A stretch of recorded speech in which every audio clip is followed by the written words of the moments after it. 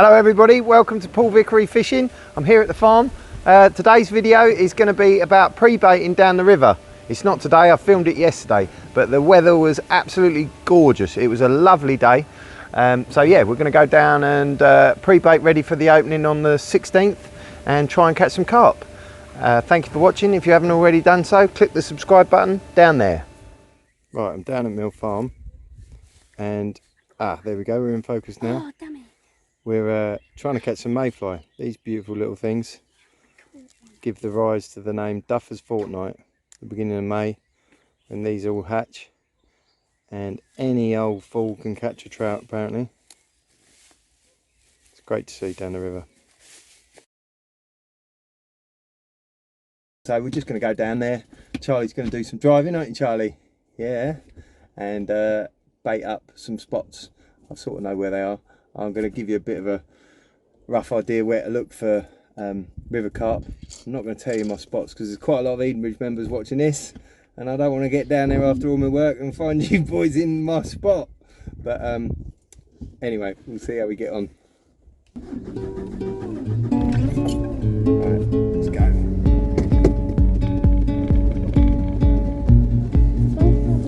Got a turn.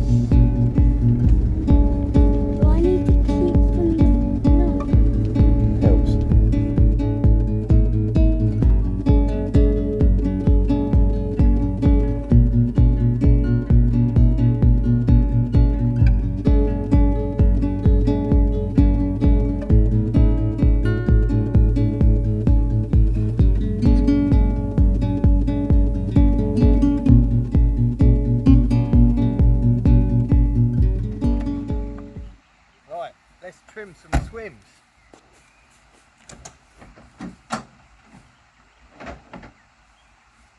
I was very lucky whilst doing this. I don't know if you noticed, but in the right hand side of the picture there's a slightly darker broadleaf weed, a bit taller than everything else.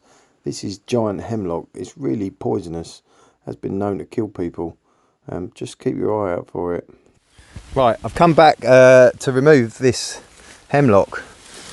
This is a hemlock. Look at him, he's a big bad boy. It does look a bit like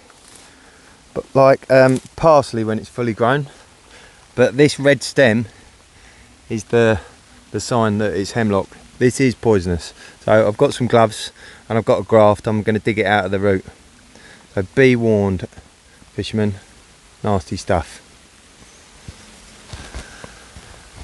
Something also, how much pre-bait do I put in? Oh, I don't know. Well, pre-bait, I think it depends on the head of fish in your river or your lake, how much pre-bait you put in. You know, if you've got a big lake that's got massive shoals of bream, like a reservoir or something, you really can't put enough in because the bream will turn up and it'll all be gone. Down here, there's you know, I'm like 2s and 3s carp, and even the bream and the chub and the tench, they're only going to be in little packs, so I don't need a lot. So like I say, I'm feeding about 7 pints of pellets pretty much every day, and I think I'm fishing 1, 2, 3, 4, 5 swims I'm baiting up. I'll probably only end up fishing 2 or 3 when I come to it, but yeah, so 7 pints over 5, so it's only like a pint and a bit each. I don't want bait sitting there going rot.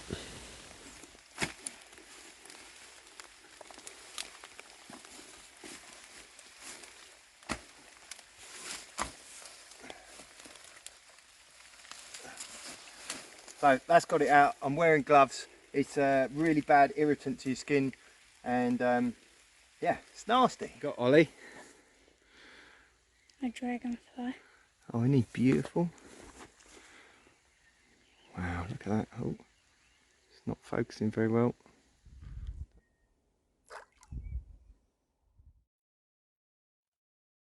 So yeah, when I'm pre-baiting down the river, I'll be looking for carp, cover. They love cover and depth. If you've got a bit of cover and depth, they're generally there. You do need to weigh up. These are big bad fish that you do need to get out, and there's a strong flow and they're quite hard to get out.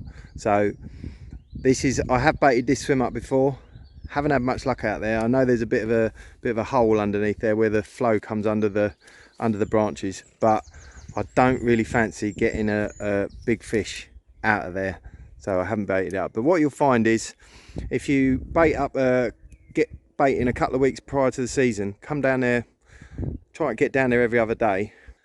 Try to get down every other day, and you'll see them. You'll see the carp. They swim around, and you haven't got to worry too much. Bait 3 or 4 spots, because river carp, it's not like a, you know, the river's not very big. They're gonna move. They keep moving around a lot. You just want to try and intercept them. So if you've got 3 or 4 spots that you like, that's the best way to do it. But just keep coming down when the weather's good. You'll spot them. This is the sort of swim I'm talking about. Loads of cover on the far bank, and I did actually disturb a fish down there just now. I don't know what it was. Could have been a pike, quite possibly a carp. A lot of cover in there. Might well get in there and clear some scaps out so you can fish in there. It's quite difficult to get in there, and there's a lot of snags in there. But it's a bit more fishable down there. I know we did have a few carp out from there last year. So yeah, this is all I pre-bait with. I come down here every other day with about 4 pints of bait. I'm first day down here, so I'm not going to feed too much. These are just some 4 or 6 mil pellets. These are halibut pellets. They're a bit too high protein. They're left over from last season. Don't really want to feed too many of them, but I feed the smaller ones just to attract some of the smaller fish, because I'm going to be fishing 11 mil pellet on the hook, just on a band. And I want to catch some bream, and I want to catch some tench and chub and barbel and all the carp and stuff. So I just feed a few of these smaller ones just to keep the fish, smaller fish, interested. But these are the main ones. I think I bought a 25 kilo sack from Boodle Anglings for like, I think 35 quid. That'll last me all season. Pre-baiting, you don't have to use pellets, just use whatever works for you. I just find pellets quite affordable and quite practical. And I want to catch everything that swims in that river, not just the carp. If you're getting bothered by bream or don't like bream and tench, go and put some big boilies. Go and spend a fortune, buy some big 25 mil boilies, and they'll sort out, and use them for your hook bait. They'll sort out the bream. But yeah, pellets just work for me. So that was my bit about pre-baiting. I was having a play about with my GoPro, sticking it underwater, and I had a bit of a shock. I just chucked it under my feet in the heaver weir, which is the mechanical weir, and was wandering around and bumped into this bloody great big, hold on, is here in a minute, look, oh shit, it's a pike.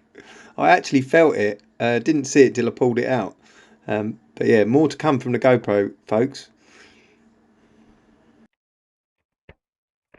Like to introduce you all to my cows. They make fantastic time-lapse videos. I love seeing their little tails wiggle in slow motion. Anyway, hope you enjoyed the video. Please like and subscribe.